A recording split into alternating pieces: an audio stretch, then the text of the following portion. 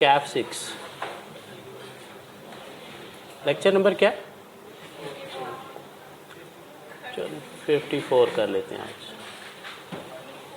अच्छा, चैप्टर 7 में आप लोगों ने वैसे जाके पढ़ लिया ना, कोई मसला नहीं है।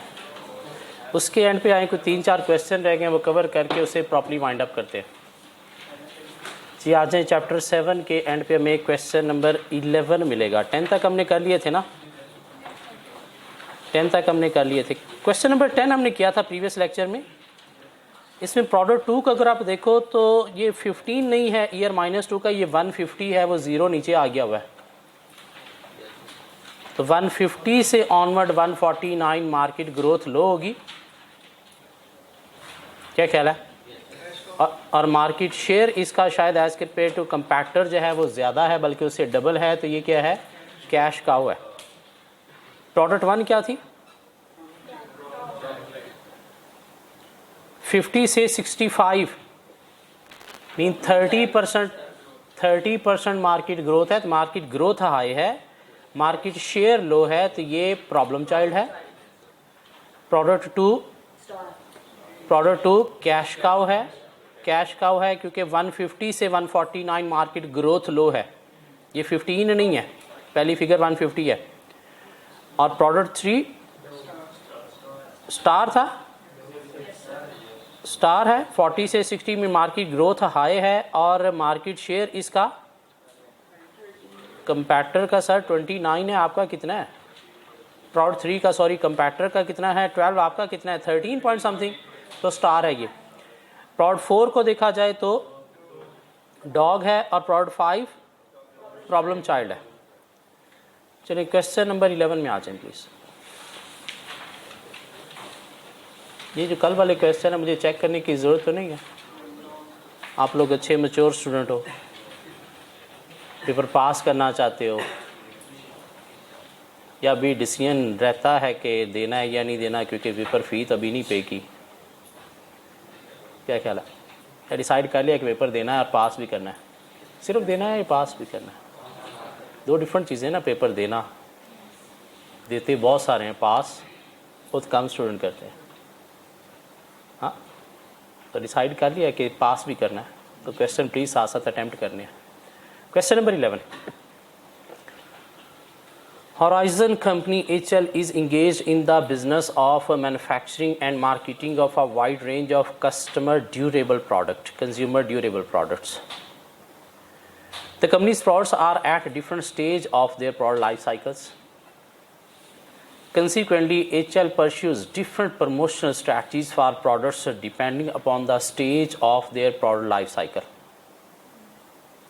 तो promotional strategies हैं, प्रोडक्ट डिफरेंट स्टेजेस में है, तो उसके अकॉर्डिंगली प्रमोशन स्ट्रैटेजीज भी डिफरेंट होंगी। Required, state the type of promotional strategies which HL may pursue for marketing of its wide range of products in the introduction stage, growth stage, maturity stage या decline stage of their product life cycle. Introduction stage पे product को promote करने की strategies क्या हो सकती हैं? अभी नई प्रोडक्ट मार्केट में आप लेके आए हो, तो प्रोडक्ट की अवेयरनेस दोगे आप कस्टमर को, क्या ख्याल है कि हम ये प्रोडक्ट लेके आए हैं।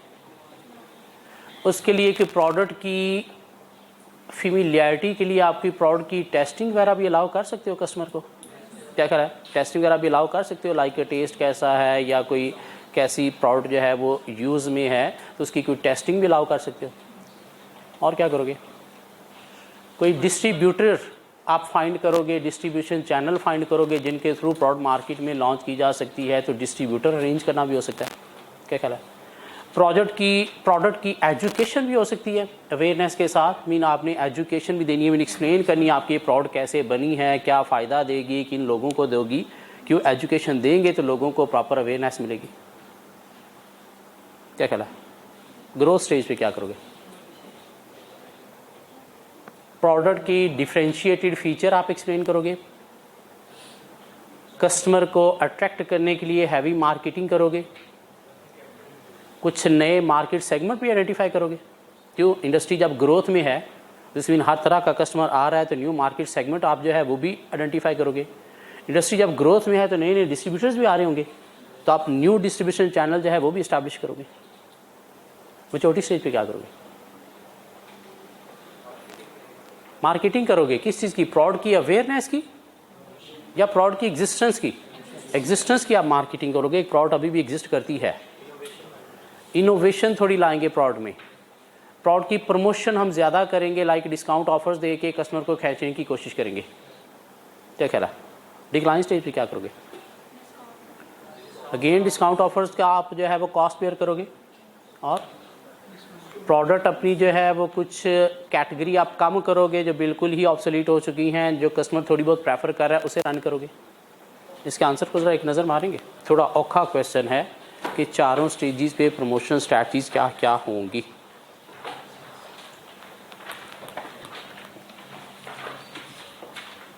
थोड़ा ज़्यादा डिटेल में आंसर लिखा गया, आप कोई सी 2-2, 3-3 बातें कर दो तो इनफ होंगी।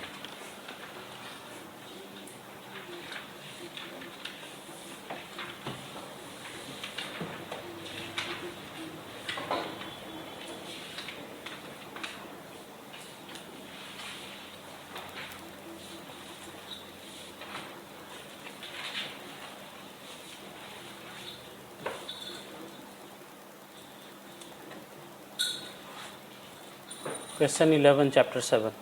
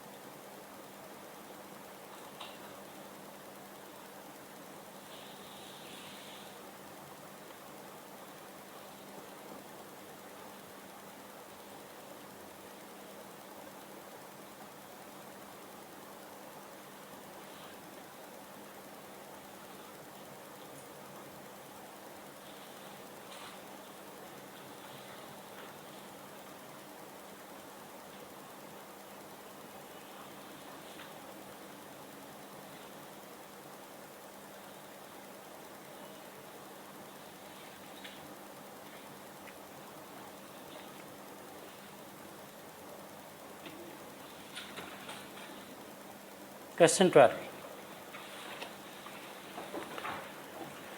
Question 12. मार्केट सेगमेंटेशन हमने एक टॉपिक पढ़ा था।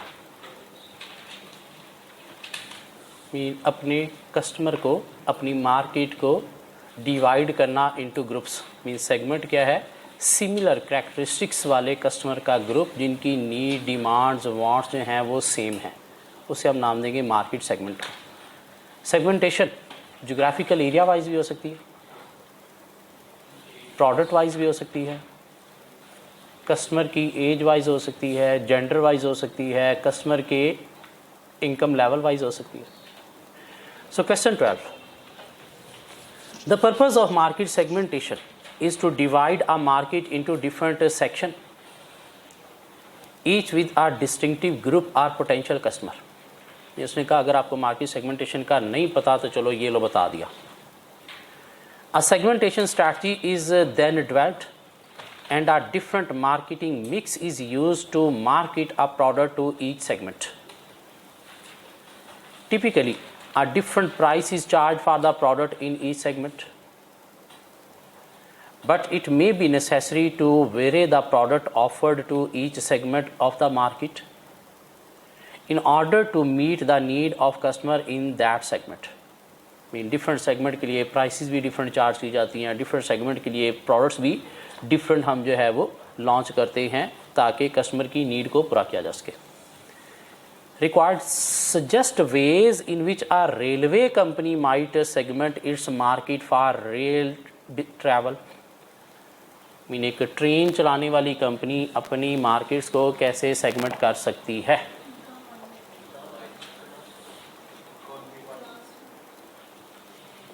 कस्टमर के पॉइंट से आपका कस्टमर जो है वो क्या होगा, आपका कस्टमर कुछ रेगुलर ट्रैवलर होगा, कुछ हॉलीडे ट्रैवलर होगा, कुछ बिजनेस ट्रैवलर होगा, तो इसके अकॉर्डिंगली आप सेगमेंट कर सकते हो। मीन जो डेली बेसिस पे ट्रैवल करते हैं, कुछ हॉलीडेज़ में ट्रैवल करते हैं, उनको आप सेपरेट डिस्काउंट के दे के टारगेट करोगे। डेली बेसिस वालों के लिए सेपरेट आपकी पॉलिसीज़ होंगी, और कुछ बिजनेस कस्टमर है तो उसके लिए आपकी सेपरेट जो है वो टारगेट करोगे। और इसमें पीक ऑफ पीक ट्रैवलिंग भी होती है। लाइक ट्रेन में डेली बेसिस पे जो ट्रैवल करते हैं, मॉर्निंग में सुबह 6 बजे से लेकर कोई 9-10 बजे तक पीक आवर्स होते हैं। शाम में फिर जब ऑफिस से छुट्टी होती है तो लोगों ने ज़्यादा ट्रैवल करना होता है, सपोज शाम 4 बजे से लेकर 7 बजे तक पीक आवर्स हैं। हाँ, सुबह 10 बजे से लेकर बीच में शाम 4 बजे तक ये क्या हैं, ऑफ पीक आवर्स। रात को 10 बजे से लेकर सपोज 1 बजे तक आपकी सर्विस चलती है तो ये भी क्या है, ऑफ पीक आवर्स। तो इस तरह से भी आप सेगमेंट कर सकते हो, peak hours, peak time end off peak time. और कस्टमर की टाइम आप एज वाइज भी जो है वो सीनियर सिटीजन, चिल्ड्रन जो है वो सेपरेट ग्रुप बना सकते हो, अडल्ट का सेपरेट ग्रुप बना सकते हो। क्या कह रहा है, सीनियर सिटीजन और चिल्ड्रन को आप ज़्यादा डिस्काउंट दे सकते हो। अडल्ट जिनकी मजबूरी है, उन्होंने तो ट्रैवल करना ही करना है, चाहे आप डिस्काउंट दो या ना दो, तो उनको आप सेपरेट टारगेट कर सकते हो। एरिया वाइज भी हो सकता है। क्या कह रहा है, ट्रेन आप चला रहे हो डिफरेंट एरियाज़ में, तो ऐसे एरिया में सपोज जहाँ पे आपके पास कस्टमर ज़्यादा नहीं है वहाँ पे आप डिस्काउंट ज़्यादा दे सकते हो ताकि कस्टमर को अट्रैक्ट किया जा सके। और ऐसे एरिया जहाँ पे ऑलरेडी कस्टमर वाफर हैं, लाइनें लगी होती हैं, वेट में कस्टमर होते हैं, तो वहाँ पर डिस्काउंट देने की ज़रूरत नहीं है। और कस्टमर, आपके कस्टमर के क्या क्या ग्रुप बनाए जा सकते हैं वो आपने देखना है। तो रेगुलर कस्टमर हैं, बिजनेस क्लास हैं, हॉलीडे कस्टमर हैं, पीक टाइम वाले हैं, ऑफ पीक टाइम वाले हैं, सीनियर सिटीजन, चिल्ड्रन, अडल्ट्स हैं। और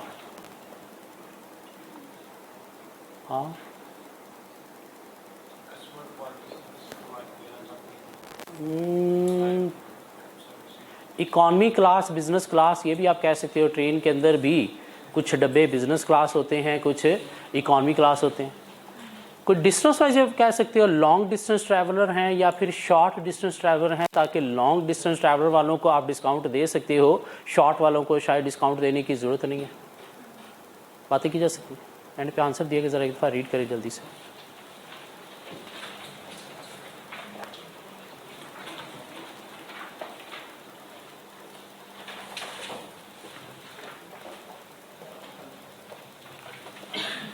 मीन मार्केट सेगमेंटेशन एक छोटा सा टॉपिक था, तो इसके ऊपर इस तरह से सिनेरियो अपीयर हो सकता है जो पेपर के अंदर बैठे हुए तंग कर सकता है। हाँ, इसका आंसर कॉमन सेंस है, लेकिन वो पेपर में काम नहीं करती। हाँ, उस तरह का क्वेश्चन अभी प्रैक्टिस किया हो कभी तो फिर कॉमन सेंस काम कर जाएगी, वरना पेपर के अंदर पांचों सेंसेस जो ऑलरेडी हैं वही पूरी काम करने तो बड़ी बात है।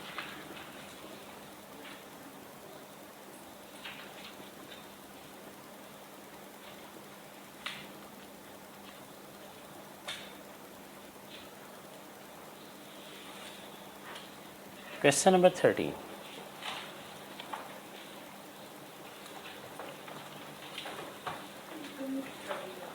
कम्यूट रेगुलर ट्रैवलर्स, कम्यूटर्स बोलते हैं जो रेगुलर बेसिस पे ट्रैवल करते हैं। मीन आपके रेगुलर कस्टमर्स को कम्यूटर्स बोलेंगे।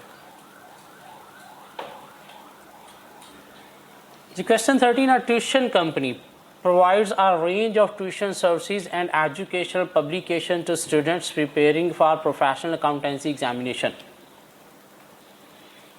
मीन ट्यूशन सर्विसेज भी देते हैं, एजुकेशन पब्लिकेशन मीन कोई स्टडी मटेरियल भी देते हैं। Suggest ways in which the tuition company might segment its market for teaching services and products. College किस तरह से सेगमेंटेशन कर सकता है? तो अकाउंटेंसी बॉडी वाइज सेगमेंटेशन हो सकती है, लाइक आई कैप के स्टूडेंट हैं, ACCA के स्टूडेंट हैं, ICMA के स्टूडेंट हैं, क्या कहला है, CIA के स्टूडेंट्स हैं, तो बॉडी वाइज सेगमेंटेशन हो सकती है। लेवल वाइज भी हो सकती है, लाइक कैफ लेवल है, PRC लेवल है, या फिर CFAP लेवल है, क्या कहला है, एजुकेशन लेवल वाइज। और सब्जेक्ट वाइज भी सेगमेंटेशन हो सकती है, क्या कहला है कि किस सब्जेक्ट के कितने कितने कस्टमर हैं, तो सब्जेक्ट वाइज भी सेगमेंटेशन हो सकती है। कोचिंग सर्विसेज वाइज भी सेगमेंटेशन हो सकती है, बिल्कुल कहा जा सकता है कोचिंग सर्विसेज वाइज भी सेगमेंटेशन हो सकती है। और टाइम वाइज भी सेगमेंटेशन हो सकती है, मॉर्निंग क्लास है, डे क्लास है, या इवनिंग क्लास है। सपोज इस कॉलेज में इवनिंग में क्लासेस रखें भी तो स्टूडेंट नहीं आते, तो अगर ज़्यादा डिस्काउंट दे दिए जाए तो शायद वहाँ पे भी स्टूडेंट को कैप्चर किया जा सकता है। तो मॉर्निंग, डे और इवनिंग क्लासेस वाइज भी सेगमेंटेशन हो सकती है। और स्टडी मटेरियल वाइज भी हो सकती है, क्या है स्टडी मटेरियल, कैसे? हाँ, कि मतलब जो है वो कोई रेनाउंड टीचर बुक है या फिर लेस रेनाउंड टीचर बुक है। टीचर वाइज वो हमने कह दिया कि हम कर सकते हैं कोचिंग सर्विसेज वाइज।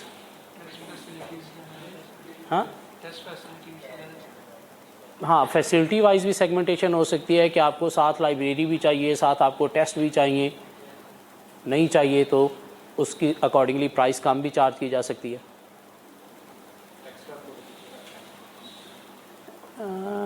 सर्विसेज जो आप प्रोवाइड कर रहे हो उसके अकॉर्डिंगली, कस्टमर के अकॉर्डिंगली। जेंडर वाइज भी हो सकती है,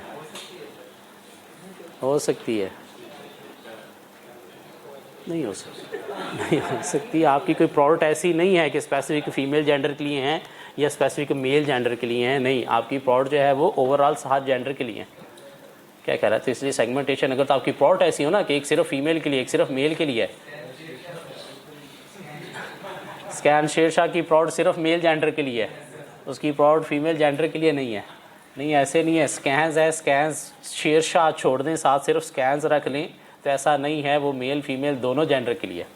हाँ, एक कैंपस उन्होंने स्पेसिफाई कर दिया है, बाकी दूसरे कैंपस में फीमेल भी जा सकती है, तो ऑर्गेनाइजेशन एक ही है, ठीक हो गया। शेरशाह कोई सेपरेट ऑर्गेनाइजेशन नहीं है, वो स्कैन्स ही है।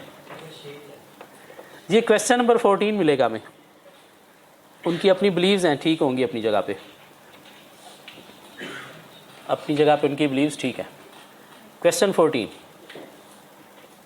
Part A of the question. For each of the product presented above, identify the quadrant and explain the corresponding strategies from the perspective of BCG model। के ऊपर दो प्रोडक्ट हैं, प्रोडक्ट 1, प्रोडक्ट 2, तो आपने आइडेंटिफाई करना है BCG के कौन से डब्बे में ये फॉल कर रही है, डॉगी वाले में, कैश काउ वाले में, प्रॉब्लम चाइल्ड वाले में, या फिर स्टार में। And highlight the relevant criticism of BCG model and recommend future strategies accordingly. Chapter 7 आप लोगों ने पढ़ा है ना, BCG model, very last page पे BCG मॉडल का कुछ क्रिटिसिज्म दिया गया था, वो भी पढ़ा आप लोगों ने। क्या क्रिटिसिज्म था? हाँ, बाकी फैक्टर्स को मीन परसेंटेज एक थ्रेशोल्ड तक कंसीडर कर रहा है, उससे अबव कंसीडर नहीं कर रहा। सिर्फ मार्केट शेयर, मार्केट ग्रोथ को देखा जा रहा है, अदर प्रॉफिटेबिलिटी क्या है, उसकी कॉस्ट क्या है, फ्यूचर पोटेंशियल क्या है, ये चीज़ें कंसीडर नहीं की जा रही। क्या कहला है? ग्रोथ में भी सिर्फ पास्ट को देखा जा रहा है, फ्यूचर नहीं देखी जा रही। मार्केट शेयर भी आप रिलेटिव सक्सेसफुल कंपैटर के साथ देख रहे हो, अगर बाकी काफ़ी सारे और कंपैटर की निस्बत आपकी पोजीशन जो है वो बेहतर है, तो उसे फिर लो कंसीडर करना भी ठीक नहीं है। कुछ बातें की जा सकती। जी, प्रोडक्ट 1, प्रोडक्ट 2 को देखना है कौन से डब्बे में फॉल कर रही है, ट्राई करेंगे ज़रा। ये हमारे अभी प्रीवियस पेपर का क्वेश्चन था, शायद अभी प्रीवियस टेस्ट में भी आपने अटैम्प्ट किया है। दोनों प्रोडक्ट ही क्या हैं? डॉग हैं। क्यों? AUM manufacture and sell two products. Presented below is the information available on each of the two products. Product 1, this product is the first product AUM introduced in the market and carries a strong brand value. Brand value strong है, mean customer आपके brand को prefer कर रहे हैं, brand recognition है.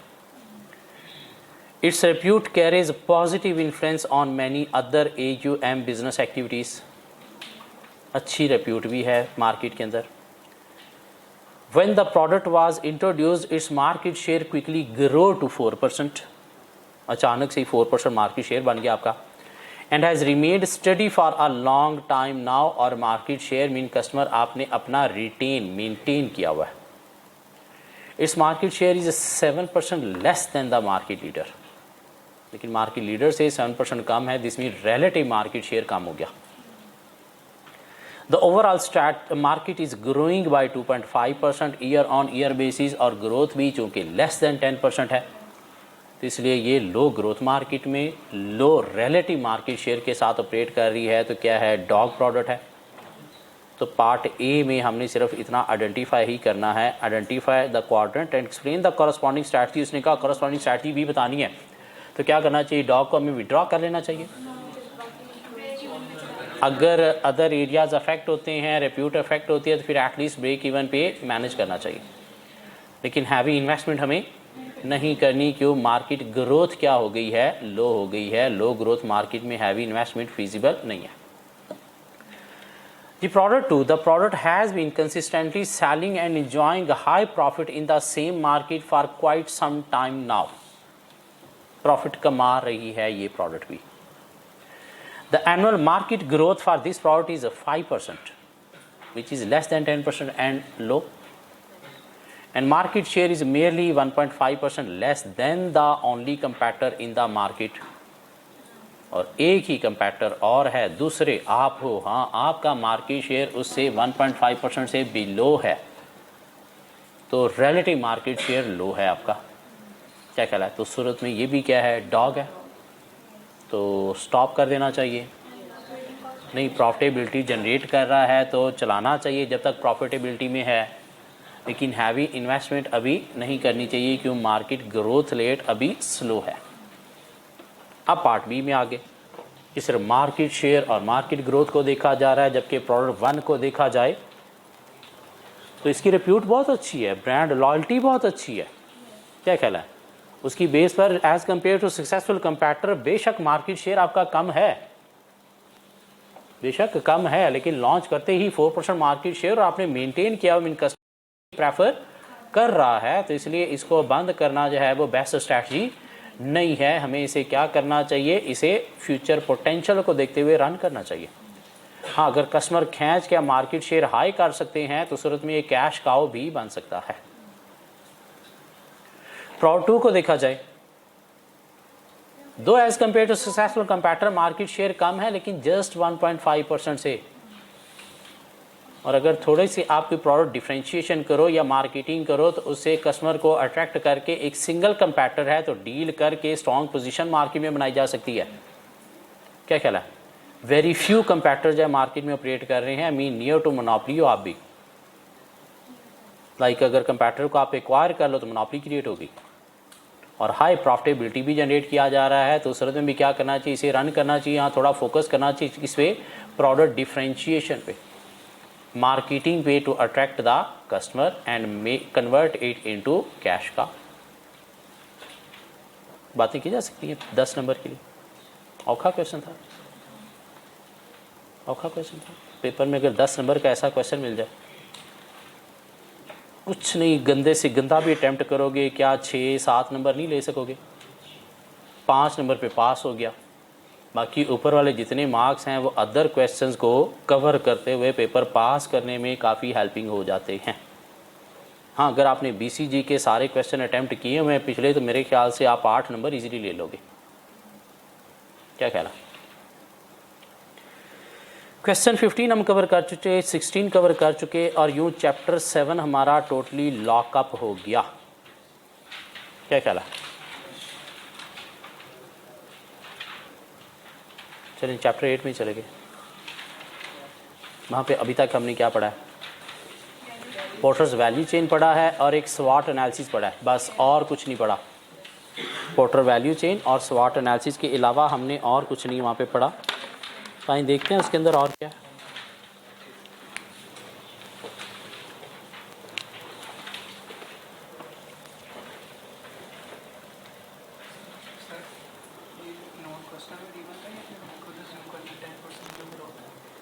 Ten % ये एक standard है।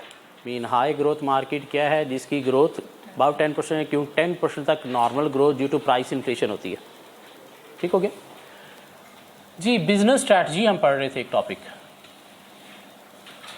कहाँ पे ये टॉपिक? बुक के अंदर तो नहीं है सर, लेकिन बुक के अंदर ये जो हमारे पहले 8 चैप्टर हैं ये बेसिकली पार्ट हैं किसका? बिजनेस स्ट्रैटेजी का। How to deal with competition, कैसे कंपटीशन को डील करना है through a process called strategic process, also called strategic planning, which involves strategic analysis, strategic choice, strategic implementation. और हमारे सिलेबस में है सिर्फ और सिर्फ स्ट्रेटजिक एनालिसिस, ना स्ट्रेटजिक चॉइस ना स्ट्रेटजिक इम्प्लीमेंटेशन। देखिए स्ट्रेटजिक चॉइस में हमने एक पोर्टर जेनेरिक स्ट्रैटेजी मॉडल पढ़ा था। क्यों पढ़ा था? वहाँ से हमने कुछ टर्म्स का नॉलेज लेना था। ये कॉस्ट लीडरशिप का मतलब क्या होता है? नहीं, प्रोडक्ट डिफरेंशिएशन एक टॉपिक है हमारे चैप्टर 7 के अंदर, तो वो पढ़ने के लिए हमें उस मॉडल में जाना पड़ा। बुक के अंदर जगह जगह पे निशे मार्केटिंग ये वर्ड भी यूज़ किया हुआ है। तो इसका मतलब क्या था? फोकस्ड। तो वो नॉलेज लेने के लिए हमने वो मॉडल पढ़ा, अदरवाइज वो मॉडल हमारे सिलेबस में नहीं है। ठीक हो गया? हमारे सिलेबस में सिर्फ स्ट्रेटजिक एनालिसिस वाला पार्ट है। और स्ट्रेटजिक एनालिसिस का मतलब क्या है? हमें अपनी करंट पोजीशन को एनालाइज करना है। पोजीशन को एनालाइज करने के लिए हमें परफॉर्म करना है internal analysis. Internal analysis perform करने का मतलब है हमें अपने बिजनेस के इंटरनल रिसोर्सेज को देखना है और रिसोर्सफुलनेस को देखना है। What is mean by resourcefulness? Utilisation of resources mean organisation की एक्टिविटीज़ या ऑपरेशंस को देखना है। और वो एक्टिविटीज़ क्या होती हैं? इनबाउंड लॉजिस्टिक होती है या आउटबाउंड लॉजिस्टिक होती हैं, जिनके थ्रू रिसोर्सेज को क्या किया जा रहा है? यूज़ किया जा रहा है। क्या कह रहा है? ह्यूमन रिसोर्सेज यूटिलाइज किए जा रहे हैं कहाँ पे? इनबाउंड लॉजिस्टिक में भी, आउटबाउंड लॉजिस्टिक में भी, ऑपरेशन में भी, मार्केटिंग में भी, सर्विसेज में भी। फिजिकल रिसोर्सेज यूज़ हो रहे हैं कहाँ पे? ऑपरेशन में। फाइनेंशियल रिसोर्सेज यूज़ हो रहे हैं कहाँ पे? हर एक्टिविटी में। पैसा। क्या कह रहा है? तो रिसोर्सफुलनेस क्या है? एक्टिविटीज़। सो इंटरनल एनालिसिस का मतलब है कि हमें अपने रिसोर्सेज और उनकी यूटिलाइजेशन को देखना है। और कैसे देखना है? हमारे पास 2 मॉडल हैं। एक पोर्टर्स वैल्यू चेन मॉडल, कि हमें value chain mean 5 primary 4 secondary activities को एनालाइज करना है कि स्ट्रॉन्ग है या वीक है, जहाँ से हमें स्ट्रेंथ और वीकनेसेस का पता चलेगा और उसकी बेस पर हम पोजीशन को देख सकते हैं स्ट्रॉन्ग है या वीक है। इंटरनल एनालिसिस के लिए हमारे पास एक और मॉडल भी है जिसे नाम दिया जाता है रिसोर्स मॉडल। क्या है? देखने जा रहे हैं। हाँ, पोजीशन को एनालाइज करने के लिए हमें एक्सटर्नल एनालिसिस भी परफॉर्म करना है। इंडस्ट्री के लिए पोर्टर 5 फोर्सेस या लाइफ साइकिल मॉडल, और मैक्रो एनवायरनमेंट को एनालाइज करने के लिए पेस्टर। नहीं, हम पोजीशन को डायरेक्टली भी एनालाइज कर सकते हैं थ्रू पोजीशन एनालिसिस मीन स्वॉट। तो सारी चीज़ें होगी। सिर्फ यहाँ से एक मॉडल रह गया हमारे पास, क्या? रिसोर्स मॉडल, जो आज हम कवर करने जा रहे हैं। Resource based view.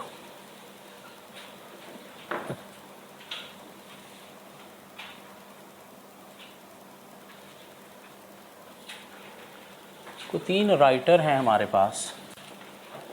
एक का नाम है बार्नी, एक का नाम है हैमल एंड प्राहल्ट, और एक का नाम है JSW। बार्नी जो है ये बात करता है किस चीज़ की? रिसोर्सेज की। हैमल एंड प्राहल्ट बात करता है कंपिटेंसीज की, और JSW बात करता है कैपेबिलिटी की।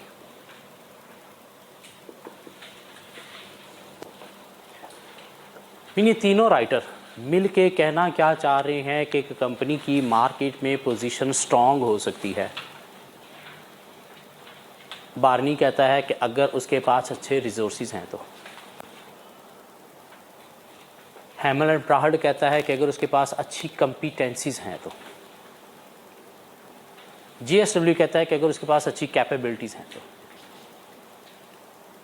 चाहे रिसोर्सेज हैं, चाहे कंपिटेंसीज हैं, चाहे कैपेबिलिटीज़ हैं, तीनों इंटरनल होती हैं, एक्सटर्नल होती हैं।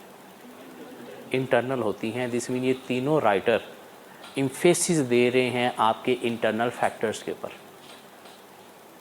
बार्नी कहता है कंपनी के पास अच्छे रिसोर्सेज होना ज़रूरी हैं इसकी पोजीशन को स्ट्रांग बनाने के लिए। हैमल एंड प्राहड कहता है कंपिटेंसीज अच्छी होना ज़रूरी है। जेएसडब्ल्यू कहता है नहीं, अच्छी कैपेबिलिटीज़ होना ज़रूरी है। मीन ये तीनों राइटर क्या कहना चाह रहे हैं, लुक इनसाइड आउट अप्रोच। इन एक बिजनेस को किस पे चलना चाहिए, इनसाइड आउट अप्रोच पे rather than outside in approach.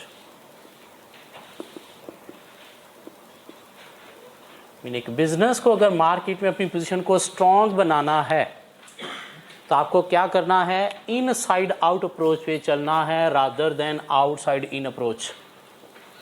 Mean अपने अंदर से स्ट्रॉन्ग रिसोर्सेज, कैपेबिलिटीज, कंपिटेंसीज की बेस पर मार्केट को इन्फ्लुएंस करके पोजीशन स्ट्रॉन्ग बनानी है rather than outside in approach. Mean market में देखना कौन क्या कर रहा है और उसको कॉपी करना। क्यों दुनिया की जितनी भी नामवर ऑर्गेनाइजेशन है, एप्पल है, गूगल है, याहू है, फेसबुक है, ट्विटर है, इनकी अगर हिस्ट्री उठा के देखें तो इन्होंने मार्केट को कॉपी करके अपनी पोजीशन स्ट्रांग नहीं बनाई। अपने अंदर से कुछ यूनिक रिसोर्सेज, कैपेबिलिटीज, कंपिटेंसीज की बेस पर मार्केट को इन्फ्लुएंस करके पोजीशन स्ट्रांग बनाई है। जिससे अपनी पोजीशन को स्ट्रांग बनाने के लिए आपको मेनली जो फोकस करना है वो इंटरनल एनालिसिस पे करना है। मीन अपने अंदर के मसले देखने हैं क्या हैं, वो ख़त्म करके अपनी स्ट्रेंथ बना के पोजीशन स्ट्रांग बनानी है rather than outside in approach mean external analysis only. क्यों एक्सटर्नल एनालिसिस से तो आपको ये पता चलेगा ना मार्केट में क्या हो रहा है और आपने वो करना है, मीन वो कॉपी करना है।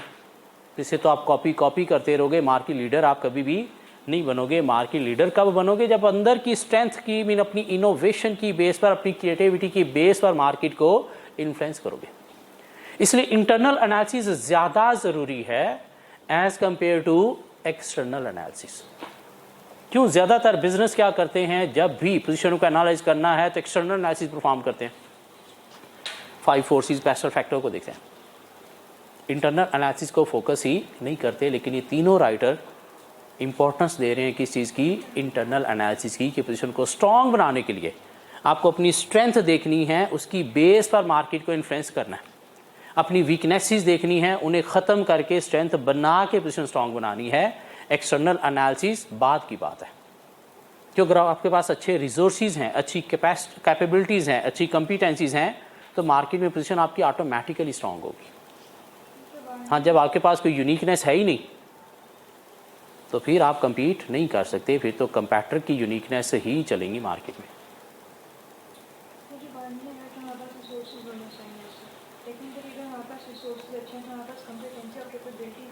बेसिकली देखा जाए तो वो उसमें जो ह्यूमन रिसोर्सेज हैं वो क्या है, आपकी कंपिटेंसीज हैं।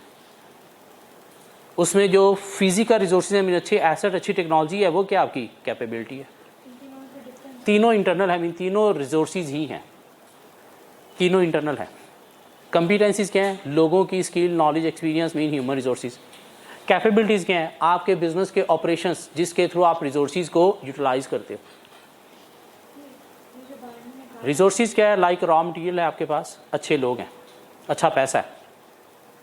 कंपिटेंसीज क्या है, उन रिसोर्सेज को यूज़ करने के लिए आपके पास अच्छे मैनेजर्स हैं, मीन बिजनेस माइंड है। कैपेबिलिटीज़ क्या हैं, आपके बिजनेस के ऑपरेशन, मीन एसेट, टेक्नोलॉजी इतनी अच्छी है कि उसके थ्रू एसेट्स को बेस्ट वे में यूटिलाइज किया जा रहा है। मीन तीनों किस चीज़ की बात कर रहे हैं, इंटरनल फैक्टर्स की rather than external factors.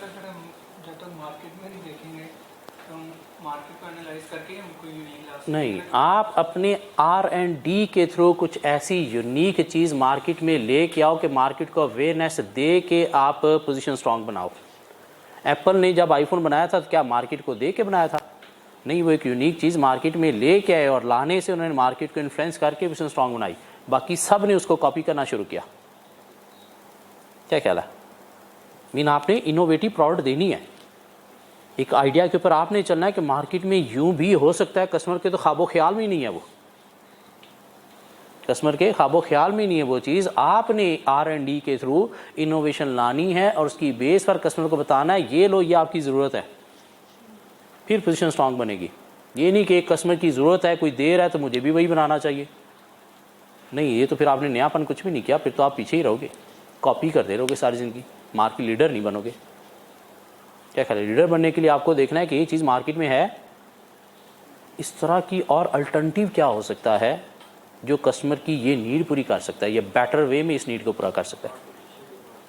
Mean वो नीड जो शायद कस्टमर को भी नहीं पता उसकी है, लेकिन आपने अपनी प्रोडक्ट के थ्रू वो डेवलप कर दी। क्या ख्याल है? आज से 20 साल पहले कस्टमर को नहीं पता था कि मोबाइल इतना ज़रूरी है इसके लिए कि इसके बिना आपकी नब्ज़ बंद हो जाएगी, आपको परेशानी होना शुरू हो जाएगी, आपका BP ऊपर नीचे होना शुरू हो जाएगा। क्या ख्याल है? बैटरी बंद हो जाए लोग पागल होते हैं, यार 2 मिनट प्लीज़, ये दो सेल कर दे, बस प्लीज़ कर दे। दुकानों पे मिन्नतें कर रहे होते हैं, बस ये प्लीज़ थोड़ा सा कर दे वरना मैं मर जाऊंगा। वो तो इतनी ज़रूरत बन गई है। 24 घंटे ऑन है, 24 घंटे ऑन है, रात को भी तकिए के नीचे रख के सोना है। इतनी केयर शायद अपनी नहीं करनी जितनी मोबाइल की करनी है ऐसे। कस्टमर को क्या 20 साल पहले पता था कि ये प्रोडक्ट इसकी इतनी ज़रूरत बन जाएगी कि इसके बिना जीना मरना ख़त्म हो जाएगा? हाँ, लोग किडनी बेच के फ़ोन खरीदेंगे। सो क्या करना है आपने? इंटरनल फोकस करना है, इंटरनल एनालिसिस पे फोकस करना है, अपनी स्ट्रेंथ की बेस पर मार्केट को इन्फ्लुएंस करना है, अपनी वीकनेसेस को ख़त्म करना है, तो पोजीशन ऑटोमेटिकली स्ट्रॉन्ग है। ये नहीं कि एक्सटर्नल एनालिसिस करना ही नहीं है, नहीं करना है वो भी, लेकिन ज़्यादा इंपॉर्टेंट क्या है इनके accordingly?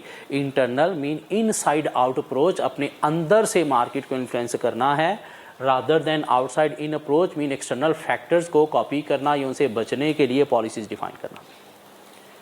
So according to Barney, एक बिजनेस की पोजीशन स्ट्रांग होगी अगर उसके पास अच्छे रिसोर्सेज हैं। तो क्या रिसोर्सेज होने चाहिए? रिसोर्सेज को बार्नी ने कहा जी कि रिसोर्सेज क्या हैं? 7 M's होते हैं। M stands for money, material, market, manufacture,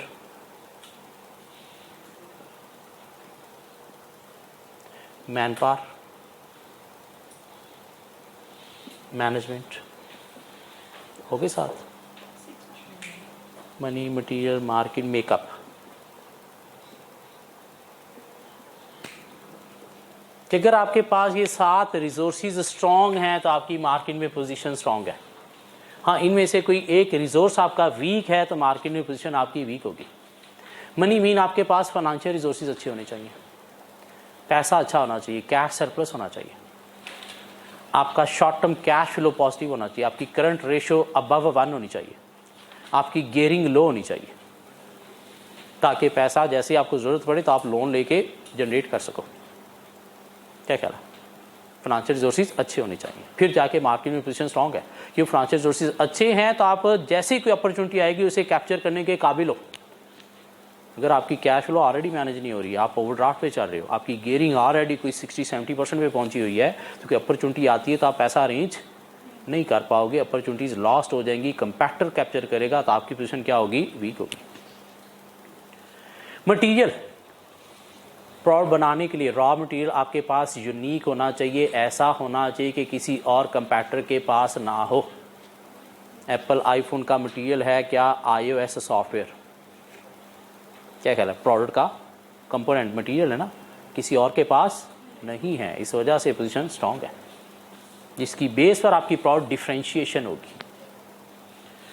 market आपकी होनी चाहिए। मार्केट का मतलब क्या? ब्रांड आपका जो है वो रिकॉग्नाइज होना चाहिए मार्केट के अंदर, आपकी रेप्यूट अच्छी होनी चाहिए, आपका इमेज अच्छा होना चाहिए। और ये किसकी बेस पर बनता है? क्वालिटी की बेस पर या मार्केटिंग स्ट्रैटेजीज अडॉप्ट करके? क्या कहला? गंदी सेलिब्रिटी अपने नाम के साथ जोड़ोगे तो उससे आपकी मार्केट अच्छी नहीं बनेगी, आपका ब्रांड बदनाम होगा। अच्छी सेलिब्रिटी अपने नाम के साथ जोड़ोगे तो उससे आपका ब्रांड रिकॉग्नाइज होगा। क्या कहला?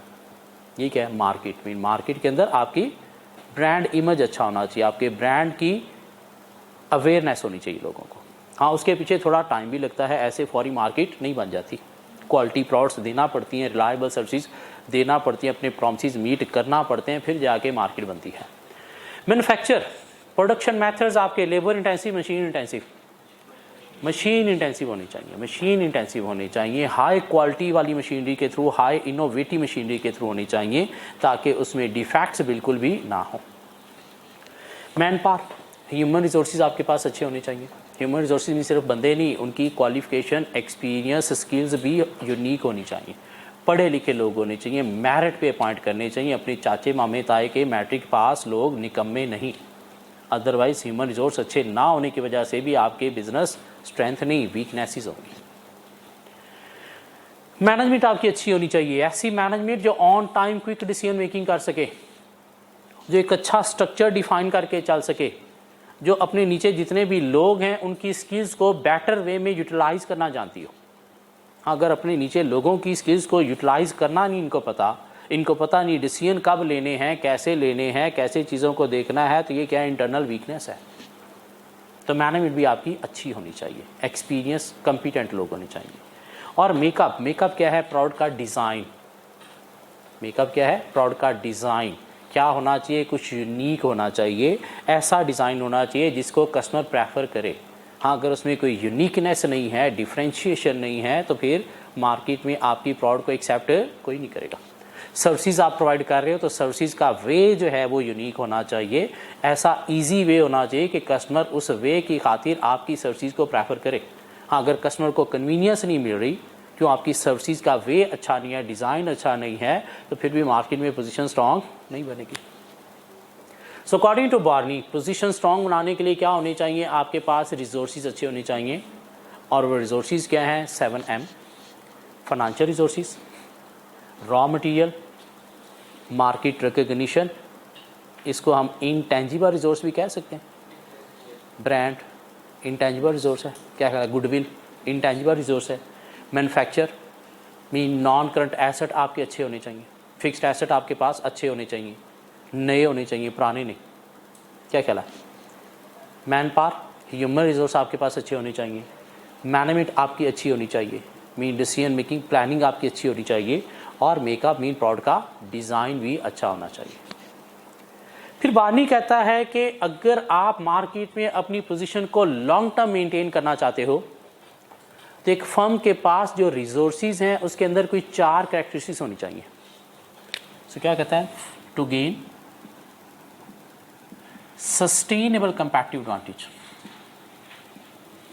To gain sustainable comparative advantage. Comparative advantage क्या है?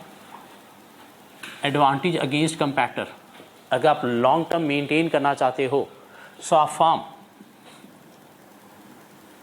must have viral resources.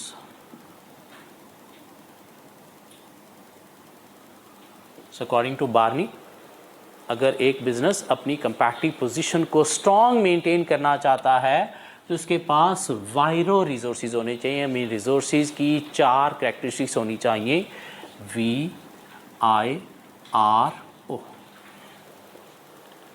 V stands for valuable, I stands for imperfect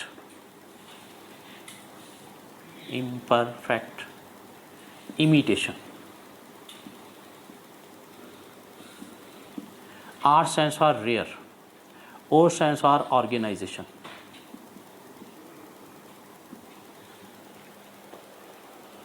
अगर ये 4 कैरेक्टरिस्टिक्स आपके रिसोर्सेज में हैं तो आपकी मार्केट में पोजीशन लॉन्ग टर्म स्ट्रॉन्ग रहेगी। हाँ, अगर ये 4 कैरेक्टरिस्टिक्स आपके रिसोर्सेज में नहीं हैं तो फिर लॉन्ग टर्म पोजीशन आपकी मेंटेन नहीं रहेगी या शायद बनेगी नहीं। आपके रिसोर्सेज क्या होने चाहिए? वैल्यूएबल होने चाहिए। Valuable mean preferred bye customers होने चाहिए। मीन वो क्वालिटीज़ होनी चाहिए आपके रिसोर्सेज के अंदर जो कस्टमर प्रेफर करता है। मीन कस्टमर को फोकस करते हुए अपने रिसोर्सेज आपने जो है वो मैनेज करने हैं। अगर कंपैक्टर के पास आपसे अच्छे रिसोर्सेज हैं जिनको कस्टमर प्रेफर करता है, आपके पास नहीं है, तो इससे आपकी पोजीशन लॉन्ग टर्म मेंटेन नहीं रहेगी। इम्परफेक्ट इमिटेशन, इमिटेशन का मतलब क्या होता है? Not easily copied. Imitation copy करने को बोलते हैं।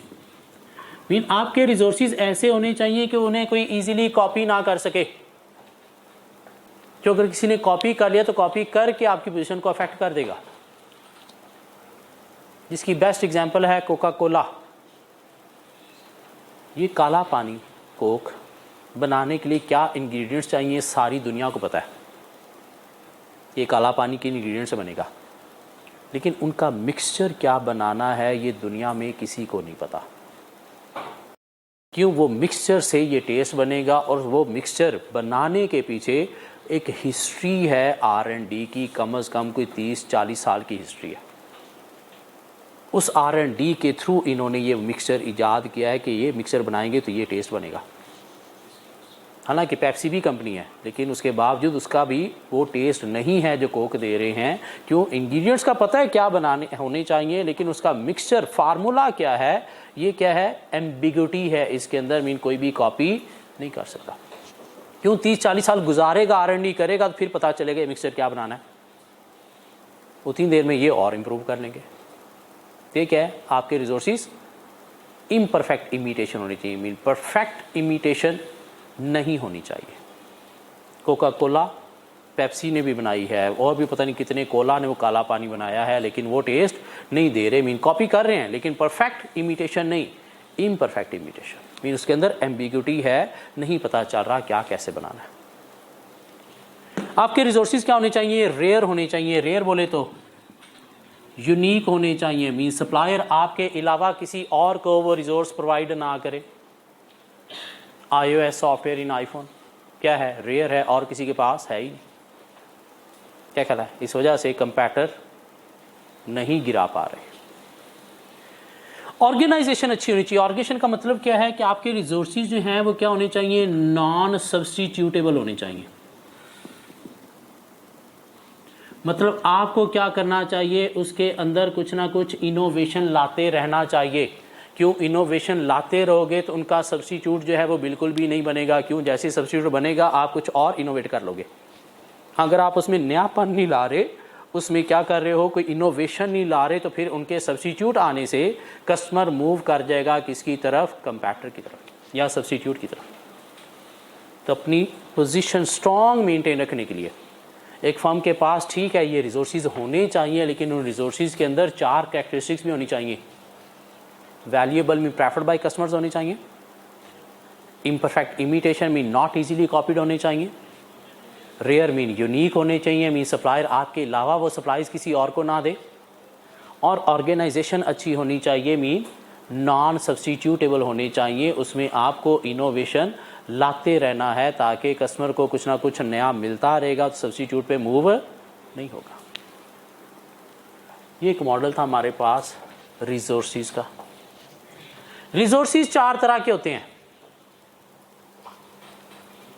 7 रिसोर्सेज हैं, लेकिन वो कहता है रिसोर्सेज की कैटेगरीज 4 हैं।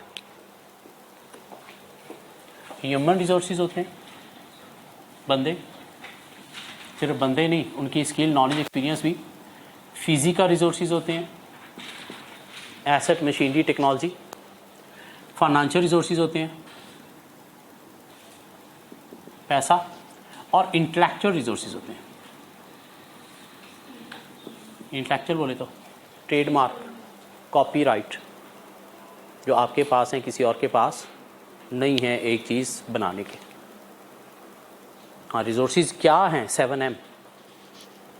हाँ, रिसोर्सेज की 4 कैटेगरीज हैं, और वो कैटेगरीज क्या हैं? Human resources, physical resources, financial resources और इंटेलेक्चुअल रिसोर्सेज। इनमें से ह्यूमन रिसोर्सेज कौन से हैं? फिजिकल रिसोर्सेज कौन से हैं? फाइनेंशियल रिसोर्सेज कौन से हैं और इंटेलेक्चुअल रिसोर्सेज कौन से हैं? मार्केट। मेकअप डिज़ाइन भी आप कह सकते हैं, अगर आपने उस डिज़ाइन के कॉपीराइट लिए हुए हैं तो मेनली क्या है? मार्केट मीन आपकी गुडविल क्या है? इंटेलेक्चुअल रिसोर्स है। भाग जाओ, कल मिलते हैं।